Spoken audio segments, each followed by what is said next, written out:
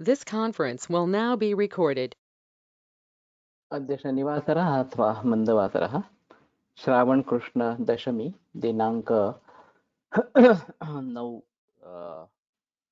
September 2023 चरक सूत्रस्थान अध्याय 8 शंखं चक्रं चलकान् दधतमृतघटं चारुदौर्भिश्चतुर्भिः सूक्ष्मस्वच्छातिरुद्यांशुकपरिविलसन् मौलिमम्भोजनेत्रं कालाम्भोदोज्ज्वलाङ्गं कटितटविलसच्चारुपीताम्बराढ्यं वन्दे धन्वन्तरिं तन् निखिलगदवनप्रौढदावाग्निलीलम् प्रौढदावाग्निलीलं ब्रह्मणो हि समारब्धाम् आत्रेयाद्येषु पूजिताम् अस्मदाचार्यपर्यन्तां वन्दे गुरुपरम्पराम् आयुर्वेदरतं वन्दे माधवाख्यं महागुरुम् आयुर्वेदामृतं सर्वं शिष्येभ्यो यः प्रदत्तवान् द्रष्टाज्ञानी दृष्टकर्मा कृतकर्मा तथैव च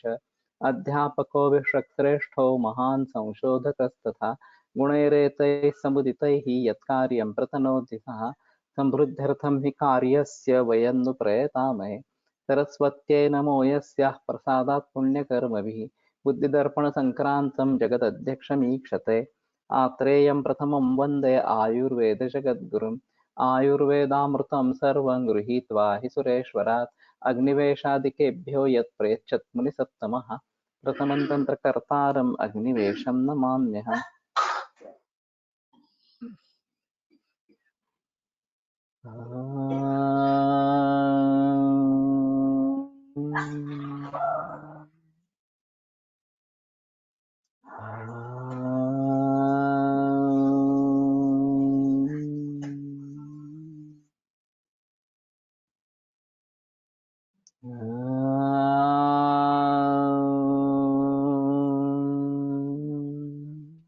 ओम शांति शांति शांति।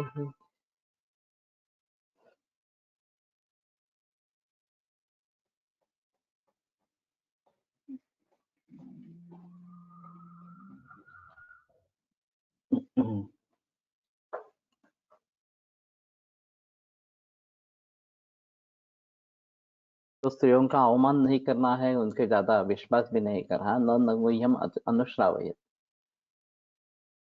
गुह्य नहीं बताना है, न अधिकुर्यात्, और उसको समझ कर लेना इस प्रकार से नहीं होना है। जो करेगी इस प्रकार से न रजस्वलाम न आतराम न अमेध्याम न अशस्ताम न अनिष्ट रूपाचारोपचाराम न अदक्षाम न अदक्षिणाम न अकामाम न अन्य कामाम नान्य स्त्रियम नान्य योनिम न अयोनौ न चैत्य चत्वर चतुष्पद उपवन श्मशान आघातन सलिलौषध द्विज गुरु सुरालयेषु न संध्येयो न अतिथिषु।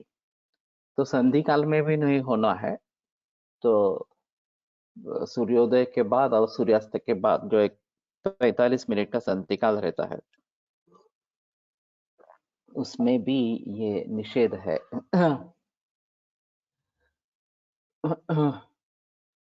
न अशुचि ही न अजग्ध भेषज, अशुचि अवस्था में नहीं होना है। अजग्ध भेषज अनुपकृत वृक्ष भेषज, तो जिसने वृक्ष भेषज खाया नहीं है वो भी न करे। न अप्रणीत संकल्प, और संकल्प नहीं किया है तो भी नहीं करे। तो संकल्प पूर्वक ही इस प्रकार का कहना है, करना है। और संकल्प नक्ररेतश्च वृषाणाम, यह अग्र संग्रह है।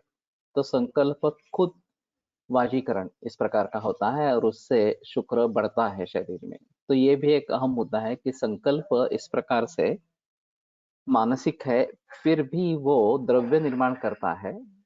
और इसीलिए ये जैसे बात होती है उसी प्रकार से विपरीत संकल्प इस प्रकार का अगर हो तो वो भी सिद्ध हो जाता है कि मुझे कैंसर होने वाला है, मैं मरने वाली हूँ, वगैरह वगैरह। इस प्रकार से अगर हम संकल्प करते हैं तो वो भी सच होने लगते हैं। तो इसलिए शुभ बोल रहे नार्या, अथवा जो भी बोलना है शुभ ही बोलना है, शुभ संकल्प ही करना है। ये एक अहम मुद्दा इसमें रहेगा। न अनुपस्थित प्रहर्षः, अगर प्रहर्ष नहीं है तो मैथुन नहीं करना है। न अभुक्तवान न अत्यशितः, बगैर खाना खाने भी नहीं करना है और अत्यशित भी नहीं होना है। तो योग्य मात्रा में जिसने अन्न का सेवन किया है, न विषमस्तः, विषम स्थिति में होकर ये नहीं करना है। इस प्रकार से ये रति क्रीड़ा में काफी प्रकार के आसन बताए जाते हैं। और उत्ताना तन्मना योषित तिष्ठेत अंगैस्तु संस्थिते, ये जो ग्रंथों में वर्णन है वही वास्तव में अ, योग्य आसन इस प्रकार का है। काय झालं, बसायचं इथे?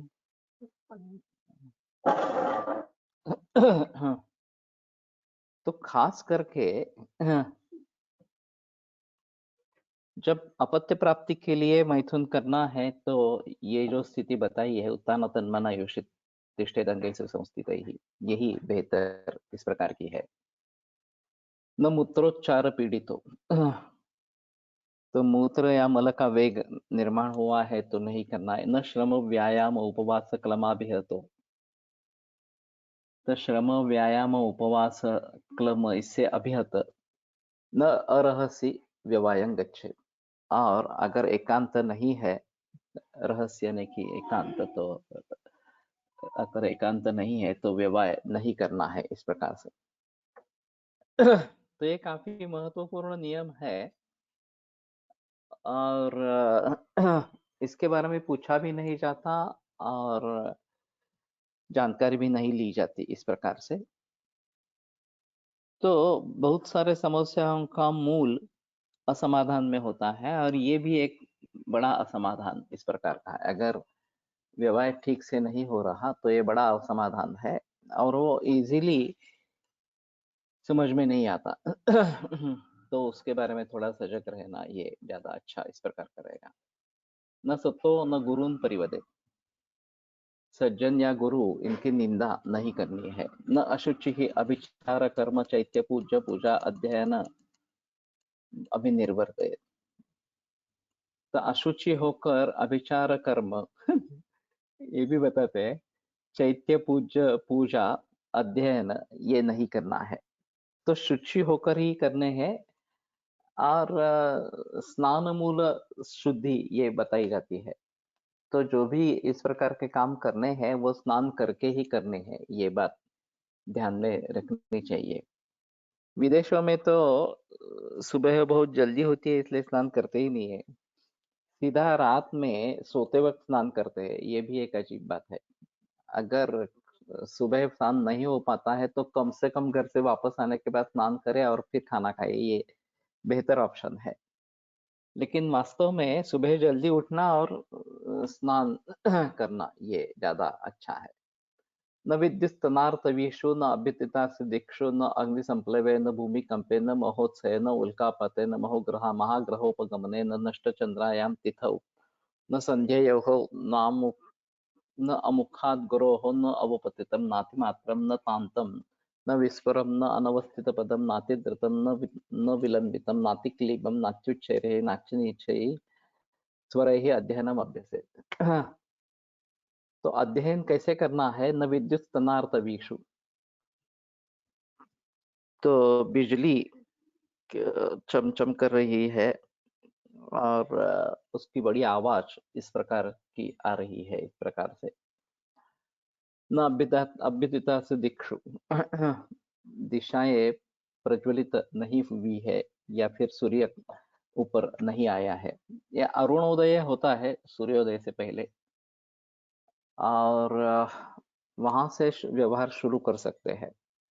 न अग्नि संप्लवे, अगर अग्नि संप्लव है, भूमिकंप है, महोत्सव है, उल्कापात है, महाग्रह कहीं नजदीक आ रहा है या महाग्रहोपगमनम, चंद्र सूर्य ग्रहणम इस प्रकार का बताया है। न नष्ट चंद्रायन, तो अमावस्या में नहीं करना है।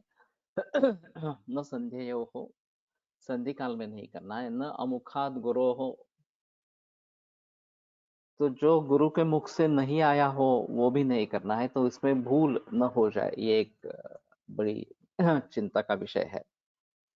वैसे ही ये एक बड़ा आश्चर्य माना जाता है कि वेद वाङ्मय के बारे में केवल मौखिक परंपरा से वेद वाङ्मय जो है वो अगले पीढ़ी को इस प्रकार से ट्रांसफर हुआ और उसमें थोड़ी भी भूल नहीं होने देते थे कि जैसा गुरु ने बताया है उसी प्रकार से करना है, उसमें कोई अंतर मैंने अपत्य मानस योग्य काल सांगितला आहे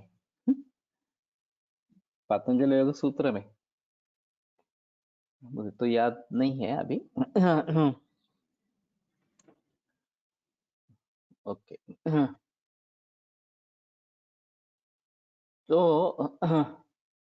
न अमुखात गुरु हो, तो गुरु से संथा लेनी है, ये एक अहम मुद्दा है।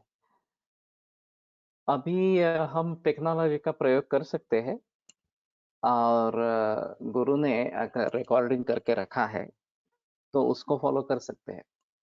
सभी जगह गुरु मौजूद होंगे ये बात नहीं रहेगी। वैसे मैंने भी सूत्र स्थान का पूरा रिकॉर्डिंग किया है, सुश्रुत ने किया है, उसने उसके साथ निदान स्थान का भी किया है। मेथा स्टूडेंट है, उसने सुश्रुत का किया है इस प्रकार से। तो कहने का तात्पर्य अर्थ यह है कि अभी इन सुविधाओं का हम फायदा ले सकते हैं और फिर उच्चारण शुद्ध हो, ये सबसे महत्वपूर्ण इसमें मुद्दा है। न अवपतितम, हीन वर्ण, कुछ शब्द अगर उसमें से निकल गए हैं, पेज नंबर चेक करते व पोस्ट करेंगे। ओके ठीक नातिमात्रम न तांतम, बहुत ज्यादा इस प्रकार का नहीं करना है। रूक्ष स्वर न, तांत का रूक्ष स्वर क्या है? न विस्वरम, विस्वर भी नहीं होना है। न अनवस्थित पदम, जो पद है ही नहीं वो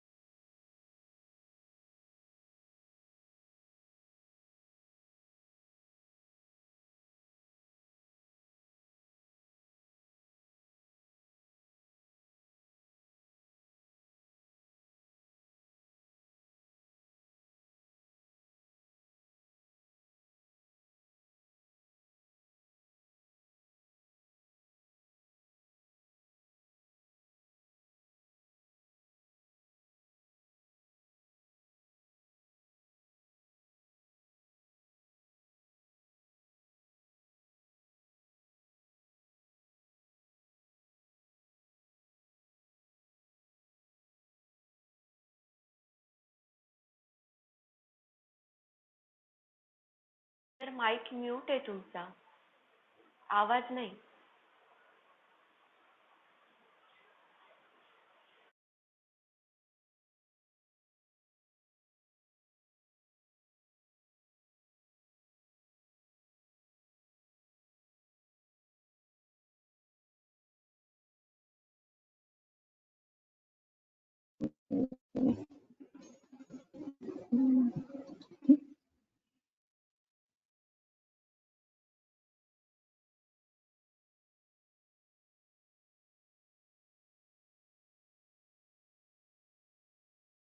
No voice, sir.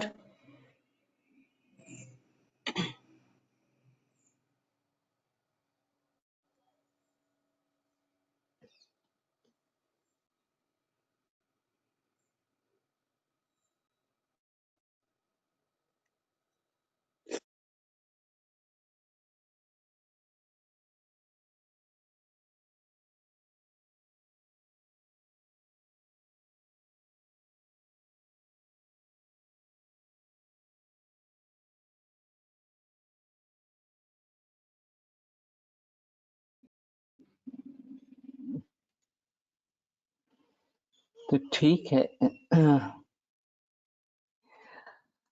अभी आ रहा है आवाज।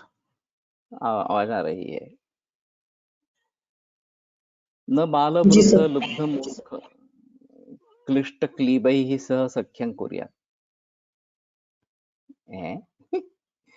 बाल वृद्ध लुब्ध मूर्ख क्लिष्ट और क्लीब, ये बाकी लुब्ध मूर्ख क्लिष्ट क्लीब इनके साथ सख्य नहीं करे, तो वृद्धों के बाद साथ भी नहीं करे, ये थोड़ा अजीब है।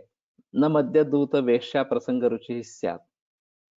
मध्य दूत वेश्या प्रसंग, इसमें रुचि नहीं होनी चाहिए। प्रसंग का मतलब बार बार करना ऐसा है। तो इससे थोड़ा सा अर्थ निकलता है कि कभी कभी कर सकते हैं, लेकिन वो भी नहीं होना चाहिए। न गुह्यम विवृणुयात्, जो गुह्य गुप्त गोष्ठ है, चीज है, उसको स्पष्ट न करे। न कंचित अवजानीयात्, किसी का भी अवमान न करे। न अहम मानी स्यात्, अहंकार नहीं होना है। न न अदक्षः, न अदक्षिणः, न असूयकः। तो दक्ष नहीं होना, ऐसा नहीं होना है, दक्ष रहना है। अदक्षिण इस प्रकार का नहीं होना है। तो अपने हिसाब से जो भी उचित कर्म है वो करने वाला, इस प्रकार का। न असूया कहा, असूया न करने वाला। न ब्राह्मणान परिवदेत, ब्राह्मणों की निंदा न करे। न गवाम दंड मुद्यच्छेद, गाय के ऊपर दंड नहीं करना है। न वृद्धान न गुरुन न गणान न नृपान, न नृपान व अधिक्षेपे। वृद्ध, गुरु, गण और नृप, इनका अधिक्षेप न करे, तो उनका अवमान या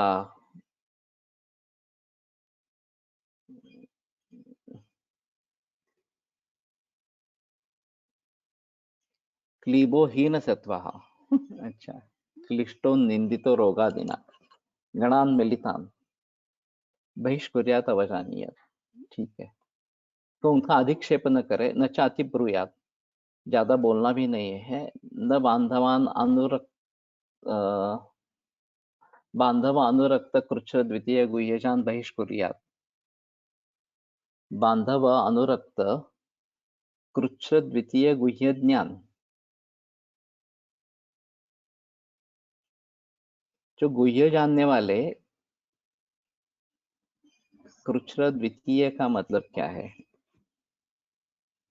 उनको, उन पर बहिष्कार नहीं करे, उनको निष्कासित नहीं करे।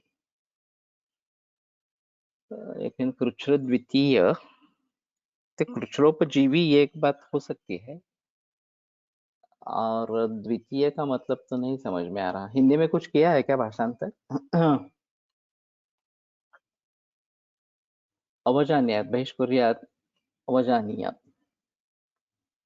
न अधीरः न अत्युच्चित सत्वः स्यात्, अधीर भी नहीं होना है और सत्व बहुत ही ज्यादा है, इस प्रकार से अत्युच्छ्रित है, ये भी बात नहीं होनी है। न अभृत भृत्या भृत्या, कि नौकर जो है उनका भरण नहीं किया जा, भरण पोषण नहीं किया जा, इस प्रकार से नहीं होना है। न अश्रद्ध न अविश्रब्ध स्वजन, कि जिन पर विश्वास नहीं है, इस प्रकार के स्वजन है, ये बात नहीं होनी चाहिए।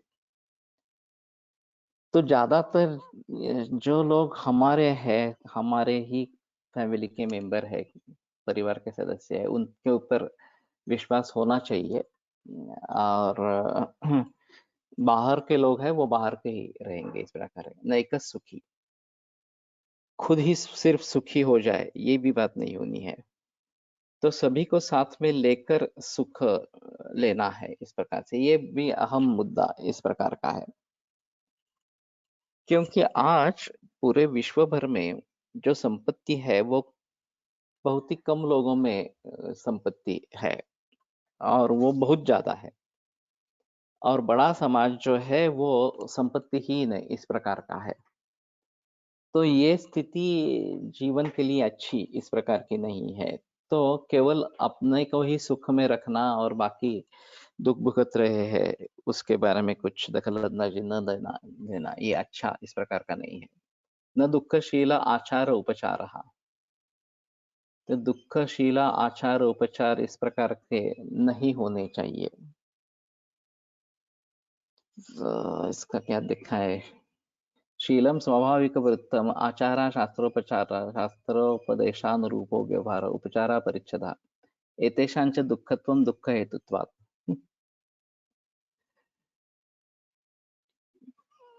तो कुछ लोग दुखी ही रहते हैं, ये एक दुःखशील इस प्रकार से। जब भी कोई घटना होती है तो उसमें से दुख कैसे लेना है यही जानते हैं, उसमें से सुख क्या लेना है या इनर्ट रहना है ये नहीं जानते। सकारात्मकता और नकारात्मकता ये बात रहती है। तो कम से कम दुख नहीं लेना है। कोलटकर सर कहा करते थे कि घटना घटना होती है, उसमें से सुख लेना या दुख लेना यह हम पर निर्भर है। कम से कम दुख तो नहीं लेना है, सुख नहीं ले सकते हैं। तो ये भी काफी मामला मुश्किल इस प्रकार का है। सब सर का जब देहांत हो गया तब मुझे ये उन्हीं का कहना ध्यान में आया, और ऐसे कैसे हो सकता है कि मैं दुख नहीं लूं इस प्रकार की स्थिति में। तो ये एक्सट्रीम उदाहरण है, लेकिन बहुत सारे उदाहरण ऐसे होते हैं कि जहां दुख लेने की कोई आवश्यकता नहीं है, लेकिन हम दुख ही लेते हैं, सुख लेने का बारे में सोचते भी नहीं है इस प्रकार से। तो क्या नहीं हुआ इसके बारे में ज्यादा सोचते हैं, क्या अच्छा हुआ है इसके बारे में नहीं सोचते हैं। तो ये आवश्यक रहेगा। कभी कभी बाहर के लोग बहुत हेल्पिंग और विश्वास योग्य होते हैं सर, सही है, लेकिन परख कर ये करना चाहिए, ये महत्वपूर्ण इस प्रकार का रहेगा। एपीजे अब्दुल कलाम हमारे राष्ट्रपति पहले, वो केवल मुस्लिम है इसलिए उनके ऊपर विश्वास न करने वाले काफी लोग थे। लेकिन विक्रम साराभाई और उस जमाने के सभी लोगों ने उनको पूरा विश्वास इस प्रकार का रखा, और फिर ये उन्होंने बहुत अच्छा काम किया। तो साउंड तो आ रही है?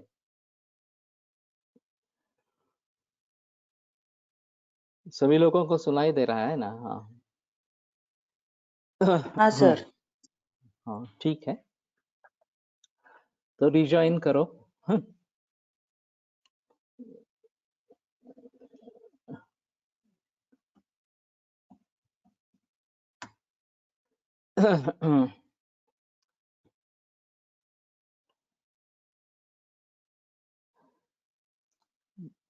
तो दुख तो नहीं लेना है, ये एक अहम मुद्दा इस प्रकार का रहेगा। लेकिन दुखशील इस प्रकार के व्यक्ति रहते हैं, कुछ भी कहो उसमें से वो निगेटिविटी पकड़ लेते हैं और फिर उससे दुखी होते हैं, दूसरों को भी दुखी करते हैं इस प्रकार से। तो ये बात नहीं होनी चाहिए इस प्रकार से। न सर्व विश्रम भी, सभी पर विश्वास नहीं करना है, ये भी एक अहम मुद्दा है। तो इस प्रकार का विश्वास करते हैं और फिर फंस जाते हैं, ये भी काफी बातें दिखाई देती है। न सर्व अभिशंकी, और सभी के बारे में आशंका भी नहीं रखनी है। तो जिन पर विश्वास करना है उनके ऊपर विश्वास करे, जिन पर विश्वास नहीं करना है उनके ऊपर विश्वास न करे, इस प्रकार से। तो ये एक अहम मुद्दा इस प्रकार का रहेगा। ये शिवाजी महाराज के यहाँ वेडात मराठे वीर दौड़ले साथ, उसने शत्रु शरणागत आ गया उसको, इसलिए उसको माफ कर दिया। तो शिवाजी महाराज ने लिखा कि ऐसा तुमने क्यों किया? बहलोल खान के बारे में ये बात थी। ये विश्वासार्ह नहीं है बिल्कुल, इस प्रकार से ये फिर से हमला करेगा। तो जब खत मिला तो वो बहुत सदगतित हो गए कि मुझसे बड़ी भूल हो गई, और फिर केवल 7 शूर उस मुगल सैन्य पर टूट पड़े और सातों मारे गए। तो ये अविचार इस प्रकार का है। शिवाजी महाराज ने किस उद्देश्य से लिखा और उसने किस उद्देश्य से लिया। तो वहां आनंद राव करके कोई सरसेनापति था, उसने फिर शिवाजी महाराज को लिखा कि मैं संभाल लूंगा इसको, आप इसकी चिंता मत कीजिए वगैरह वगैरह। वो तो मर गए लेकिन। तो सभी में इस प्रकार से विश्वास नहीं रखना है और सभी में आशंका भी नहीं लेनी है, न सर्वकाल विचारी। कि सर्वकाल सिर्फ विचार ही कर रहे हैं, इस प्रकार के सभी बातों में चिंतन हो रहा है, इस प्रकार से ये भी नहीं होना है। कहीं पे हमें विश्वास रखकर आगे कार्य करना है, इस प्रकार से। न कार्यकालम अतिपातयेत। कार्यकाल को छूटने नहीं देना चाहिए, योग्य काल में योग्य कार्य करना है। न अपरीक्षितम अभिनिवेशेत, जिसकी परीक्षा नहीं की है उसमें प्रवेश नहीं करना है। तो परीक्षकारों कुशला भवन्ति, ये अन्यत्र चरक में आया है कि परीक्षकारी जो है वो कुशल होते हैं। न इंद्रिय वशगः स्यात्, इंद्रियों के अधीन न हो जाए। न चंचलम मनः अनुभ्रामयेत्, चंचल मन को इसी प्रकार के घुमाते नहीं रहना है, तो उसको शांत करना है। तो ये शायद हम योग में ले सकते हैं कि प्राणायाम के जरिए ये मन को कंट्रोल करे। सर आजकल परिवार टूट रहे हैं, कैसे जोड़ा जाए? घर में जो माताएं परिवार जोड़ती है वही दूषित मनोभाव युक्त हो रही है और इससे आने वाली पीढ़ी भी दूषित होगी। कैसे किसी ऐसे परिवार की मदद की जाए की जाए, या उनको उनके हाल पर छोड़ देना चाहिए? क्योंकि ऐसी जगह मदद के लिए जाने में अशांति ही आती है, और मदद न करे तो दुख ईश्वर पर ही छोड़ देना चाहिए क्या? हाँ, अगर उनको बदलने की आकांक्षा है तो ही कुछ बात हो सकती है, हमारे कहने से नहीं होगा इस प्रकार से। तो उनको अगर अनुभूति हो गई है कि ये सब गलत चल रहा है, परिवार टूट रहे हैं और परिवार का टूटना अच्छा नहीं है, उन परिवार के लिए भी नहीं और देश के भी लिए नहीं, देश के लिए भी नहीं, तो अगर वो सलाह मांगते हैं तो सलाह जरूर देनी है, उसमें संदेह की बात नहीं है। ये उनके ध्यान में कैसे आए इसके बारे में सोचना जरूरी इस प्रकार का होगा। ज्यादातर ऐसा होता है कि लोग शॉर्ट टर्म सॉल्यूशंस को ढूंढते हैं और फिर उसी में मशगूल रहते हैं। दादा गुजर हमारे डीन रहे थे और उनको सांस की तकलीफ हो रही थी, और वास्तव में उनका शेड्यूल बहुत ही बिजी था। सुबह से लेकर रात तक कंटिन्यू काम कर रहा थी। तो वास्तव में इसका कारण ये हेक्टिक शेड्यूल ये था, लेकिन उन्होंने किसी डॉक्टर की सलाह ले ली। उन्होंने कहा कि ये पोल्यूशन के जरिए हो रहा है, आप एसी कार में बैठना शुरू करो। तो कार में एसी था ही, लगाते नहीं थे, तो उन्होंने एसी लगाना शुरू कर दिया। तो कारण कहाँ उपाय कहाँ, इस प्रकार से स्थिति रही। 3-4 महीने में उनकी मौत हो गई। तो कहने का तात्पर्य अर्थ ये है कि सच्चा कारण क्या है, सही कारण क्या है, ये देखना बहुत जरूरी है। हमें जो अच्छा लगता है, जिसके बारे में हम सुधार कर सकते हैं, उसको हम कारण समझ लेते हैं। और फिर उसके बारे में सोचते हैं, जो मूल कारण है उसके बारे में सोचते ही नहीं है इस प्रकार से। तो ये बड़ी समस्या है अभी। मैंने इसीलिए निवेश आरोग्य में, इसमें परिवार में निवेश इसके बारे में काफ़ी बहस की है। और अभी अमेरिका में परिवर्तन आ रहा है, अमेरिकन कपल्स में। लेकिन भारतीय कपल्स में या अन्य कपल्स में परिवर्तन नहीं आ रहा इस प्रकार से। तो वो परिवार को पुनः संभालने की कोशिश कर रहे हैं इस प्रकार से। तो ये थोड़ा अच्छा है, लेकिन हम उनके पहले दृष्टिकोण से चल रहे हैं। और जब तक वो स्थिति नहीं आएगी कि अरे ये हमने बिल्कुल बेकार कर दिया इस प्रकार से, ये समझ में नहीं आएगा, तब तक ये सिलसिला ऐसा ही चलता रहेगा। अब अमेरिकन घरों में किचन को हटा दिया है क्योंकि घर में खाना बनाना ही नहीं है सभी खाना बाहर से ही आएगा। अब बात यह है कि किचन का मतलब सिर्फ खाना बनाना है या साथ में खाना खाना है। तो साथ में खाना खाना ही खाया ही नहीं जाता, क्योंकि लोग साथ में होते ही नहीं है। हर एक का अलग अलग माहौल होता है। और जैसे बच्चे बड़े होने लगते हैं वैसे वो स्वतंत्रता को का अनुभव करते हैं इस प्रकार।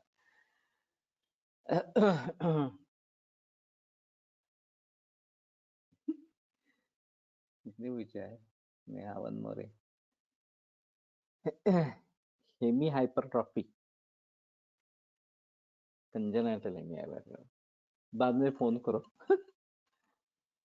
तो कहने का तात्पर्य अर्थ ये है कि ये स्थिति और भी बिगड़ती जाने वाली है। और फिर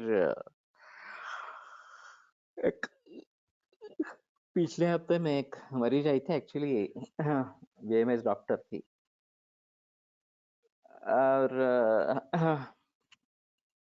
अलग रहती थी, अमेरिका में स्थित इस प्रकार की थी। तो मैंने पूछा कि तुम लिव इन रिलेशनशिप में हो क्या? तो बोली नहीं।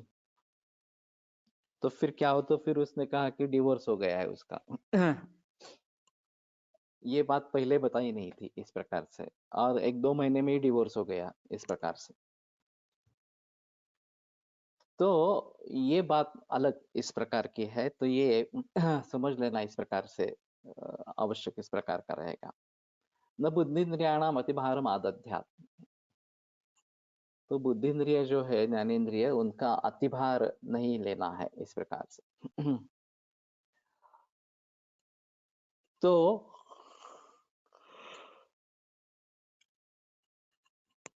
खास करके जो मल्टीटास्किंग वाले हैं, बहुत सारे काम एक साथ करते रहते हैं, तो अब ये करना है, वो करना है, वो करना है, ये छूटता ही नहीं है। और फिर फोन पे बातें होते रहती है, वीडियो कॉल्स होते रहते हैं, वगैरह वगैरह इस प्रकार से। फोन पर बहुत ज्यादा समय व्यतीत होता है।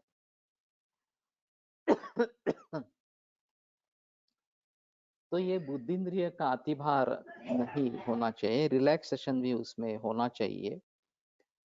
और केवल विश्राम लेना है, इस प्रकार से भी बात होनी चाहिए। अभी मैं इसके बारे में प्रयास कर रहा हूँ। मैंने रविवार की तो प्रैक्टिस छोड़ ही दी, लेकिन बुधवार गुरुवार को भी प्रैक्टिस बंद कर दी इस प्रकार से। लेकिन बाकी जो सोमवार मंगलवार शुक्रवार शनिवार, इसमें बहुत ज्यादा बोझ हो जाता है फिर। ये भी बात है। लेकिन 2 दिन का विश्राम मिल सकता है, अगर इमरजेंसी केसेस वगैरह इस प्रकार के नहीं हो तो 2 दिन का विश्राम हो सकता है, या बाकी काम रहते हैं। फिर भी कहीं ना कहीं तो रुकना ही है। ऐसे मैं आजन्म प्रैक्टिस करता रहूंगा, ये बात सही नहीं है इस प्रकार से। तो लेकिन मेरे गुरु जो रहे हैं, वेणुमाधव शास्त्री जोशी, फणसळकर, ये 80 बरस तक प्रैक्टिस करते रहे वास्तव में। प्रैक्टिस काफी कम कर दी थी। और पैसे बहुत, वेणुमाधव शास्त्री जोशी के तो पैसे बहुत बड़े थे, बहुत ज्यादा थे इस प्रकार से। तो उसके जरिए प्रैक्टिस कम हो जाती थी इस प्रकार से। लेकिन फंडसरकर के पैसे बहुत ही कम थे, फिर भी उन्होंने प्रैक्टिस कम कर दी थी इस प्रकार से। और ये वय के अनुसार ये करना आवश्यक इस प्रकार का होगा। और मुझे तो आगे ये आयुर्योग संहिता लिखनी है, तो मुझे मेरी जो एनर्जी है वो बचा के रखनी है। आयुर्वेद प्रैक्टिस में बाहर, शहर से बाहर की विजिटिंग स्वास्थ्य के दृष्टिकोण से कैसी है? ज्यादा अच्छी नहीं है। ऐसा है इसमें कि जब युवावस्था में है तो शायद कर सकते हैं। मेरी जो अभी थकान है वो केवल उम्र के हिसाब से नहीं है। इतने सारे उम्र मैंने बहुत कष्ट किए हैं, इसमें संदेह की बात नहीं है। अगर हम इस प्रकार से काम नहीं करेंगे तो आगे नहीं बढ़ पाते हैं इस प्रकार से। लेकिन उस समय में शरीर ने साथ दे दी। ये कोष का कार्य हो या फिर क्लिनिकल प्रैक्टिस हो या बाकी अन्य विदेश में जाना वगैरह इस प्रकार का हो, अब ये बात नहीं रही। तो मुझे कहीं ना कहीं तो रुकना ही होगा इस प्रकार से। मरीज मानते नहीं है, ये एक अहम मुद्दा है। पुराने जमाने से चलते आए हुए मरीज जो है वो मानते नहीं है, और खास करके एडवांस कॉम्प्लिकेटेड केसेस जो है उसमें भी काफी परेशानी होती है। तो लोग दूर दूर से आते रहते हैं, और फिर मैं नहीं देखूंगा, ये बात अभी भी पॉसिबल नहीं है। लेकिन यही हाल मेरे बापू नानल सर का हुआ था। सुबह 7 बजे प्रैक्टिस शुरू करते थे, नए 5 मरीज अपॉइंटमेंट देते थे हर रोज, और खुद ही मरीज देखते थे, खुद ही लिखते थे। ये तो बड़ा अजीब था उनका इस प्रकार से। तो 2-2 3-3 बजे तक, और कहीं तो 5 बजे तक प्रैक्टिस चलती थी सुबह की। और फिर शाम को फॉलोअप्स के लिए हफ्ते में 3 बार जाने लगे इस प्रकार। लेकिन फिर भी ये डेढ़ महीने तक अपॉइंटमेंट्स फुल रहते थे उनके। तो कहीं ना कहीं तो रुकना ही पड़ा। जब बीमार हो गए तो रुकना पड़ा इस प्रकार से। और आगे उनका भांजा है, वो कर रहा था, लेकिन मालूम नहीं अभी कैसा चल रहा है, क्या है इस प्रकार से। तो ये स्वास्थ्य की दृष्टि से अच्छी नहीं है। फिर भी सभी कुछ संभालते हुए अगर कर सकते हैं, युवा अवस्था है तो कर सकते हैं इस प्रकार से। न चाहता अति दीर्घ सूत्री स्यात्। अति दीर्घ सूत्री, बहुत धीमे गति से काम करने वाले इस प्रकार के न हो। तो जिस काम के लिए जितना पर्याप्त समय है उतना उसको दे दे, उससे बहुत ज्यादा देर तक ये करते रहना बराबर नहीं है। बहुत सारे मरीज ऐसे होते हैं कि एक बार हमने निदान कर लिया, परीक्षा कर लिया, और फिर उनको दवाइयाँ लिख दी इस प्रकार से, तो भी वो हिलते ही नहीं है, सामने से बैठे ही रहते हैं और फिर सवाल पूछते रहते हैं विभिन्न इस प्रकार से। तो कभी कभी मैं बताता हूँ, अब आगे वाला जो है वो असिस्टेंट बताएंगे आपको। मेरा काम हो गया है इस प्रकार से। तो ये बताने की जरूरत होती है, क्योंकि उनको लगता है हमने इतनी फीस दी है तो इन्हीं से सभी बातें आनी चाहिए। ये भी गलत है।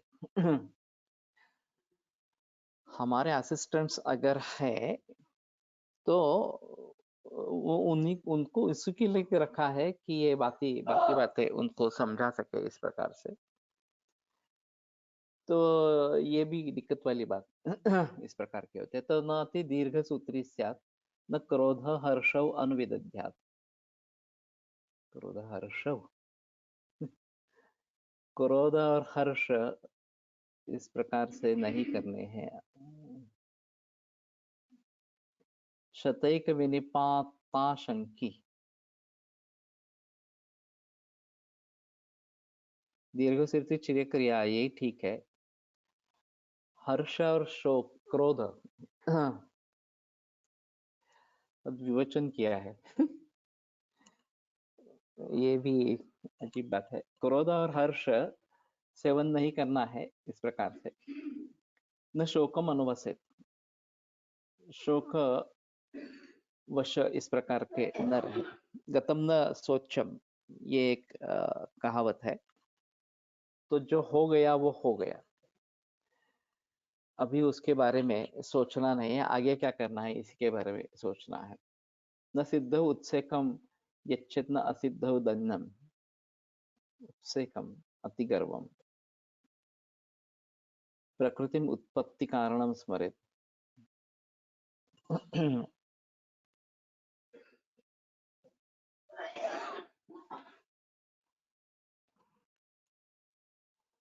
तो जो सिद्ध है उनमें उत्सेक नहीं देना है, औत्सुक्य, ये पाठभेद है।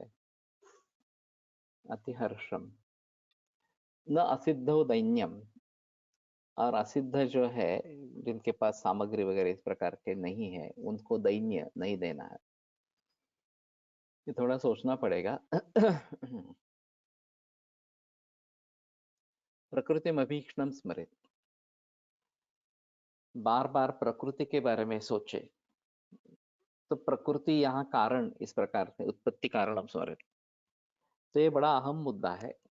अभी जो सब सिलसिला चल रहा है मॉडर्न मेडिसिन या आधुनिक शास्त्रों का, वो कारण पर बिल्कुल जोर नहीं देते। जो कार्य उत्पन्न हो रहा है उसके बारे में सोचते रहते हैं, उस कार्य को कैसे नष्ट करना है वगैरह वगैरह इस प्रकार से। जैसे अभी ये डिस्ट्रक्शन ऑफ सेल एक प्रिंसिपल है एलोपैथी का कैंसर के बारे में। तो उसमें कैंसर सेल्स निर्माण हो रहे हैं उसके बारे में कुछ भी जिक्र नहीं है, बल्कि उसको बढ़ावा मिलता है। नॉर्मल सेल्स खत्म होते हैं तो इम्यूनिटी कम होती है, इम्यूनिटी कम होती है तो कैंसर सेल्स को बढ़ावा मिलता है। तो वास्तव में उनका प्रिवेंशन जो है वो तो केवल अर्ली डिटेक्शन पर ही सीमित है, तब तक ही सीमित है। तो ये तो मूर्खता है। अर्ली डिटेक्शन यानी कि रोग होने के बाद ही उसके बारे में सोचना है। रोग उत्पन्न न हो उसके बारे में कुछ भी विचार नहीं है एलोपैथी में। तो ये बड़ी दयनीय स्थिति है। और ये जो प्रिंसिपल्स रखे गए हैं फार्मेसी द्वारा रखे गए इस प्रकार के प्रिंसिपल्स है। तो समाज को इसके बारे में सजग करना जरूरी इस प्रकार का होगा, और कारणों पर ज्यादा जिक्र करना है, यही बेहतरीन तरीका है। हेतु प्रभाव निश्चितः स्यात् हेत्वारंभ नित्यश्च। हेतु प्रभाव निश्चित इस प्रकार का होगा। अस्ति शुभाशुभ हेतूनां शुभाशुभ फल संबंध इति निश्चयम् उपेयात्। हेत्वारंभ निश्चयश्च नित्यश्च। शुभ हेतु योगात् आरंभ, योगादि आरंभ परः। तो हेतु और कार्य इसके बारे में निश्चितता होनी चाहिए। आज की सबसे बड़ी भूल एलोपैथी की जो है वो कारणों को बिल्कुल देखना ही नहीं। उनका कार्यकारण भाव केवल सूक्ष्म जंतु और एंटीबायोटिक्स यहाँ तक सीमित है। बाकी किसी रोग में इस प्रकार का कार्यकारण भाव बताया नहीं जाता, और इसी के आधार पर वो शास्त्र बन गया इस प्रकार से। और खास करके इन्फेक्शियस डिसीजेस को देखने का एक अलग आयाम उससे मिल गया। लेकिन ये भी अधूरा है, ये भी पूरा नहीं है। इम्यूनिटी के बारे में कोई सोच नहीं है। तो ये कार्यकारण भाव सही है तो भी असत्य प्रतिबंधक है। अगर इम्यूनिटी अच्छी नहीं है तो जंतु रोग को निर्माण करेंगे, नहीं तो नहीं करेंगे। ये बात भी नहीं बताई जाती इस प्रकार से। तो कहने का तात्पर्य अर्थ ये है कि हेतु और उसका प्रभाव, इनके बारे में निश्चितता होनी चाहिए। मैंने जो मानसिकता बदलाव के बारे में जो ऑडियो सुझाव दिए थे इसमें इसके बारे में काफी बहस की थी कि केवल लक्षणों की चिकित्सा ये चिकित्सा नहीं है। वास्तव में लक्षणों से मुक्ति ये चिकित्सा नहीं है। तो ये बड़ी भूल है एलोपैथी की कि जो केवल लक्षणों की चिकित्सा को चिकित्सा समझ रहे हैं इस प्रकार से। और वैसे चिकित्सा और औषध इसमें अंतर है, ये भी नहीं हो रहा। मॉडर्न मेडिसिन में ट्रीटमेंट यानी कि मेडिसिन ऐसा कर दिया। ट्रीटमेंट वास्तव में तत्व ज्ञान है कि किस प्रकार से ट्रीटमेंट करनी है। जैसे उन्हीं के हिसाब से देखा जाए तो डिस्ट्रक्शन ऑफ सेल ये प्रिंसिपल है कैंसर का, और फिर केमोथेरेपिक ड्रग ये उसकी दवा है। लेकिन ये सभी जगह होना चाहिए ना। और फिर जो तत्व ज्ञान है डिस्ट्रक्शन ऑफ सेल, यही विवादास्पद है। तो क्या ये सही है या दूसरे किसी तरीके से उसको सोचना है, ये बात नहीं हो रही इस प्रकार से। तो हेतु प्रभाव निश्चितः स्यात् हेत्वारंभ नित्यश्च। तो कारणों को ध्यान में रखते हुए उन कारणों से कार्य के बारे में सोचना है। तो मुझे जो भी कार्य करना है, समझो कि मुझे आयुर्वेद संहिता लिखनी है, तो उसके कारण क्या क्या होंगे, उस कारण को लेकर आगे बढ़ेंगे, तभी संहिता निर्माण होगी, नहीं तो संहिता निर्माण नहीं होगी। तो कारणों को समझकर उसके साथ आगे बढ़ना है। न कुरुतम इति आश्वसेत्।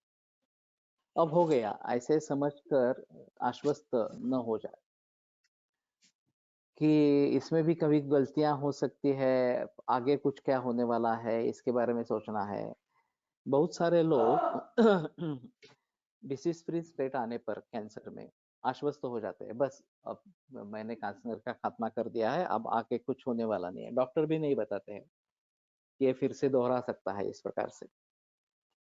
और जब वापिस आता है तो बोलते हैं हाँ होता है ऐसे कुछ मरीजों में। वैसे देखा जाए तो कुछ मरीजों में नहीं, बहुत सारे मरीजों में होता है इस प्रकार से। अब क्या करें, अब फिर से केमो रेडिएशन सब शुरू करें वगैरह इस प्रकार से। तो ये मूर्खता है। अगर डिसीज फ्री स्टेज आ गई है तो फिर से डिसीज दोहरा ही नहीं, इसलिए रसायन चिकित्सा करना, पंचकर्म करना, कारणों को टालना, ये सब बातें करनी है।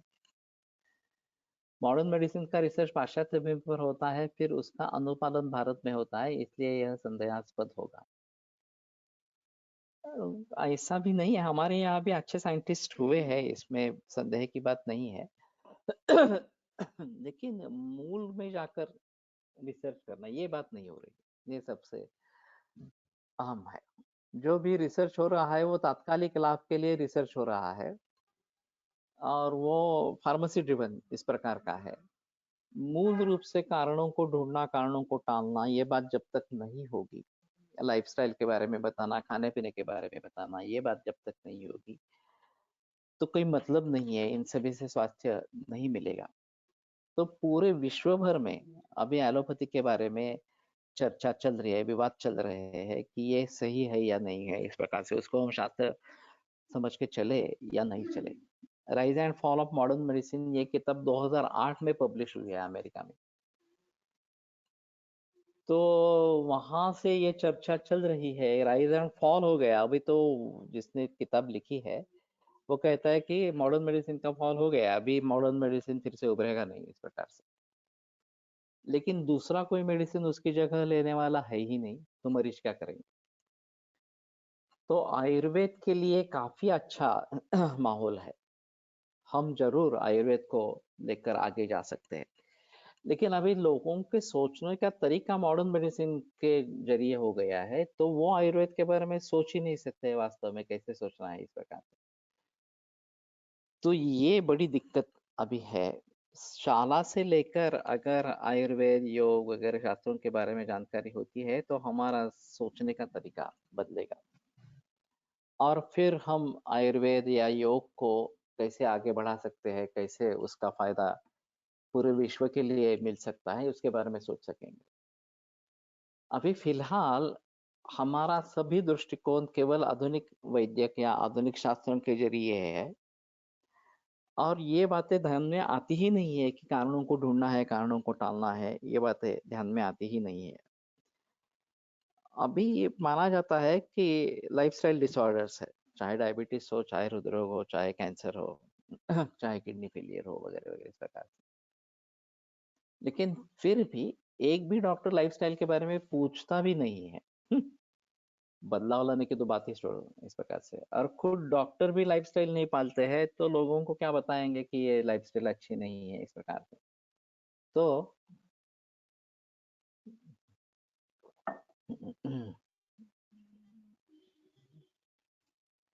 आजकल एमएसजी व्हाट्सएप पर वायरल हुआ कि पुणे के एक वैद्य के यहाँ एफडीए वालों का छापा पड़ा और मोटा फाइन किया गया।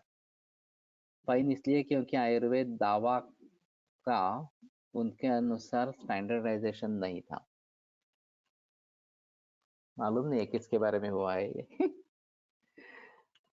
और ये बात तो ऐसी है कि किसी भी तरीके का दावा नहीं करना है, ये हमें बिल्कुल ध्यान में रखना है।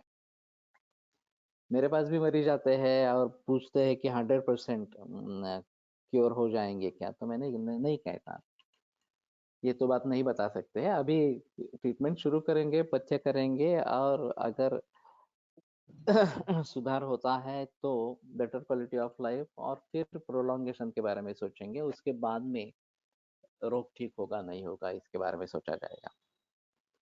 तो कुछ लोग मानते नहीं है, निकल जाते हैं ट्रीटमेंट नहीं लेते, तो ठीक है।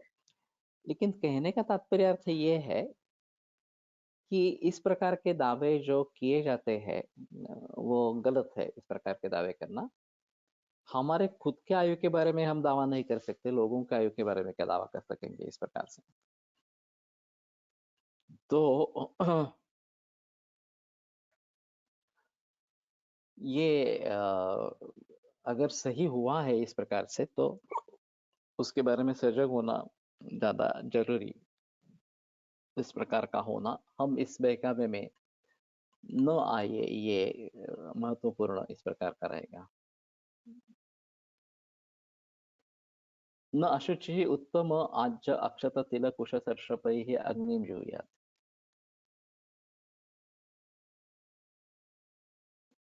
उत्तम आज्य यानी कि गोसर्पी। अशुचि अवस्था में गोघृत, अक्षत, तिल, कुश, सर्षप, इससे अग्नि को आहुति नहीं देना है। तसेच एका वैद्याची एका रुग्णाने कंप्लेंट केली की हे डॉक्टर महिन्याच्या औषधाला 4,000 रुपये घेतात आणि त्या औषधाला नाव किंमत सुद्धा नसते, त्यामुळे सुद्धा FDA वाल्यांनी एक मोठी ऍक्शन घेतली एका वैद्यावर। ये तो अजीब है।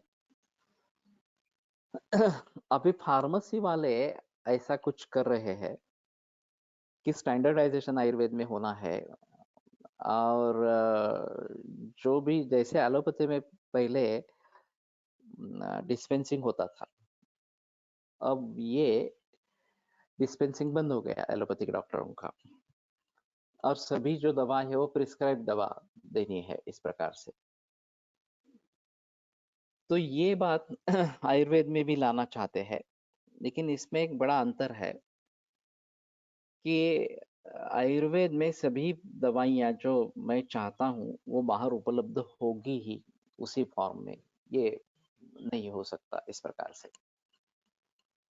और आयुर्वेद में सागर है औषधियों का, और फिर परम्यूटेशन कॉम्बिनेशंस काफी अलग अलग इस प्रकार से हो जाते हैं।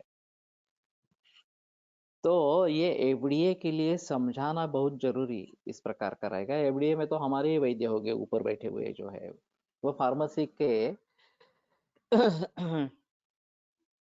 आधार पर ये इस प्रकार की अगर कार्रवाई कर रहे हैं तो आयुर्वेद प्रैक्टिस बंद हो जाएगी इस प्रकार से। ये मूले कुठार इस प्रकार का हो जाएगा। तो पैसे कितने किसको लेने हैं ये अलग अलग बात है, और उतने पैसे देने वाले भी लोग हैं। ये 4,000 की बात छोड़ो, 50-60 हजार रुपए महीना लेने वाले भी लोग हैं इस प्रकार से, और उनके पास काफी मरीज जाते भी है, ऐसा भी नहीं है। और वैसे देखा जाए तो एलोपैथी में IUI IVF वगैरह के लिए जो पैसे लिए जाते हैं इस प्रकार से, उसमें से खर्चा कितना है और प्रॉफिट कितना है ये देखने की अगर कोशिश करेंगे तो प्रॉफिट मार्जिन बहुत ज्यादा इस प्रकार का है। तो लोगों की भी एक मानसिकता है कि पैसे ज्यादा नहीं ले रहे हैं, अच्छे पैसे नहीं ले रहे हैं, तो डॉक्टर अच्छा नहीं है, वैद्य अच्छा नहीं है, ये भी एक मानसिकता है इसके पीछे। तो ये काफी मुश्किल मामला इस प्रकार का है। अगर ऐसा हुआ है तो वैद्यक संगठन को इसके बारे में जागरूक होना है, इसका विरोध करना है। और इसीलिए तो वैद्यक संगठन है, चाहे निमा हो, चाहे ये आयुर्वेद का संगठन, आयुर्वेद महासम्मेलन वगैरह, इसमें आयुर्वेद व्यासपीठ इस प्रकार का हो। तो उनको इसके खिलाफ लड़ना है इस प्रकार से। और अभी अभी ऐसा हुआ है कि शुद्ध आयुर्वेदिक प्रैक्टिशनर बढ़ रहे हैं और समाज को भी उनका फायदा हो रहा है। तो ऐसे कुछ पाबंदियां आ गई तो काफी मुश्किल इस प्रकार का मामला हो जाएगा और प्रैक्टिस करना काफी मुश्किल हो जाएगा। तो सभी को मिलकर इसका विरोध करना जरूरी इस प्रकार का है। क्लेम वाला मुद्दा अलग है कि अगर हम दावा करते हैं कि हम निश्चित रूप से उसको ठीक करेंगे वगैरह वगैरह इस प्रकार से, तो वो गलत है, उसमें संदेह की बात नहीं है। लेकिन ये तो गलत है कि ये ज्यादा पैसे ले रहे हैं वगैरह इस प्रकार से, और नाम और कीमत उस पे नहीं रहती है इस प्रकार से। तो ये हम फार्मेसी नहीं चला रहे हम कॉम्बिनेशंस करके दे रहे हैं। तो कुछ लोग मानते हैं, हमारे यहाँ भी कुछ लोग मानते हैं कि आपने क्या क्या दिया वो लिख के दे दो इस प्रकार से, तो हम लिख के देते हैं। उनको कुछ पता नहीं चलता, शुक्रशोधन सूक्ष्म सूक्ष्म शुक्रशोधन सूक्ष्म रक्तपाचक वगैरह वगैरह इस प्रकार से अगर लिखते हैं तो मालूम नहीं होता सूक्ष्म क्या होता है और वास्तव में दवा क्या है इस प्रकार से, कौन से इंग्रेडिएंट्स है उसमें इस प्रकार के, और हमारा ही कुछ योग अगर बनाते हैं तो ये मुश्किल वाला मामला इस प्रकार का होता है। लेकिन लोगों को ऐसा लगता है कि हमने वैद्य से प्रिस्क्रिप्शन ले लिया तो बाकी बाहर लोगों को दिखा सकेंगे या बाहर से दवाइयाँ परचेस करेंगे इस प्रकार से। इसमें बुद्धि का अहम रोल है और ये ज्ञान और अनुभव इन दोनों के जरिए होता है, ये बात समझ में ली नहीं जाती इस प्रकार से। एक मेरा अजीब अनुभव हुआ था कोई एक बीएमएस ने जो आयुर्वेद प्रैक्टिस करती थी, एक लड़के को मेरे पास भेजा इस प्रकार से, साइनोसाइटिस की तकलीफ थी, उसको दवाइयाँ दे दी, उसको अच्छा रिजल्ट आया। फिर उसने मुझे कहा, 10-12 बरस का लड़का था, तो उस वैद्य ने पूछा कि आप अगर मुझे दवाइयाँ बता देंगे तो मैं मेरे यहाँ से दवाइयाँ दे दूंगी। तो मैंने कहा ठीक है। तो मैंने दवाइयाँ बता दी, ठीक है, ये दवाइयाँ मैंने दी है इस प्रकार से। फिर वो लड़का वापस आया तो मैंने पूछा क्या हुआ तुम्हें, तो मैंने दवाइयाँ बता दी थी, वो उस वैद्य से दवा ले लो इस प्रकार से। तो फिर उसने कहा कि उनका कहना है कि यही दवाइयाँ अगर है तो इसका इतना बड़ा दाम क्यों है, इतना दाम नहीं होना चाहिए था इस प्रकार। तो मैंने कहा देखो ऐसा है, चाय काफी जगह मिलती है, रास्ते पे फिर मिलती है टपरी पर, और ताजमहल होटल में भी मिलती है, दोनों यहाँ अलग अलग इस प्रकार के दर होते हैं।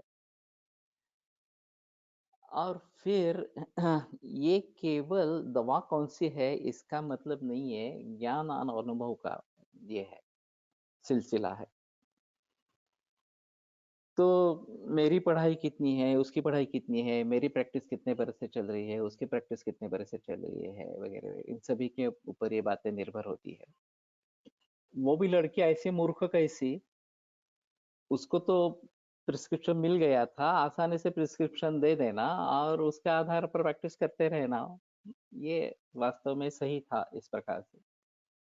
उसको कैसे ही दुर्बुद्धि हो गई कि उसने उस लड़के को मेरे पास फिर से भेजा ये बताने के लिए कि आप बहुत ज्यादा पैसे ले रहे हैं इस प्रकार से, और ये उसका कहना है इस प्रकार से।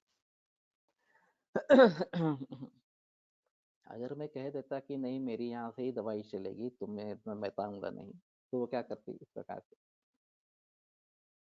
तो कहने का मतलब जो है कि स्वार्थ भी ध्यान में नहीं आता है, ये बड़ी अजीब समस्या इस प्रकार की है। तो ठीक है बहुत सारे तरीके के लोग होते हैं, इसमें ये भी एक अनुभव इस प्रकार का हो गया।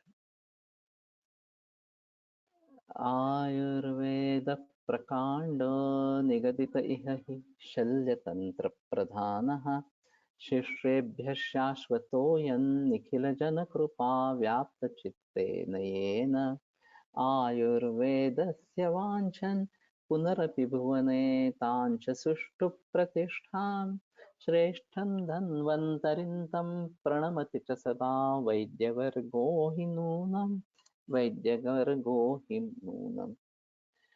ये नंबर किसका है? 8979921577। सर मेरे कंसल्टिंग फीस शुरू से ही बहुत कम रहे है। मेरे बाद वाले 4 टाइम्स फी लेते हैं, फिर भी बहुत दूर दूर से पेशेंट आते हैं। अभी मैंने फीस कुछ बढ़ाई है क्योंकि मुझसे ओपीडी संभल नहीं रही थी। हाँ, अर्जेंट ओपीडी फीस भी शुरू कर दे है तो पेशेंट भी सब डॉक्टर को चेक करते हैं। ये नंबर किसका है लेकिन? सर मेरा है, वैद्य मंगेश ने मांगा है। ओके ओके ठीक। इसमें ऐसा है नए मरीज आते हैं, उनसे शुल्क बढ़ाना आरंभ करें। पुराने जो मरीज है उनको उन्हीं पे शुल्क पे रखे, ज्यादा से ज्यादा थोड़ा सा उसमें परिवर्तन लाए, तो फिर नए मरीज के जरिए जो और नए मरीज आएंगे तो उन्हीं में ये सेटल इस प्रकार का हो जाएगा। पुराने मरीज जो है वो नहीं चाहते हैं कि उनके इसमें बढ़ोतरी करें, लेकिन फिर भी लोग तकरार करते रहते हैं। धीरे धीरे उनको समझाना है, ये सही बात इस प्रकार की है। वास्तव में देखा जाए सुविहित योगक्षेम होना चाहिए। हमारा योगक्षेम जो है वो अच्छी तरीके से हमारे प्रैक्टिस से होना चाहिए। और तभी हम बाकी के बारे में सोच सकते हैं कि ये मैं अपने जेब से, अपने प्रैक्टिस से 1 लाख रुपए अलग निकाल कर ये प्रातिपदिक कोष का काम कर रहा हूँ हर महीने में। तो मैं अगर दूसरे किसी पर निर्भर नहीं होना चाहता तो मुझे उतना दाम लेना जरूरी इस प्रकार का है। तो ठीक है, इन सभी के बारे में सोचे, ये एक रूल नहीं बन सकता। ये अहम बात इस प्रकार का है, अहम बात इस प्रकार की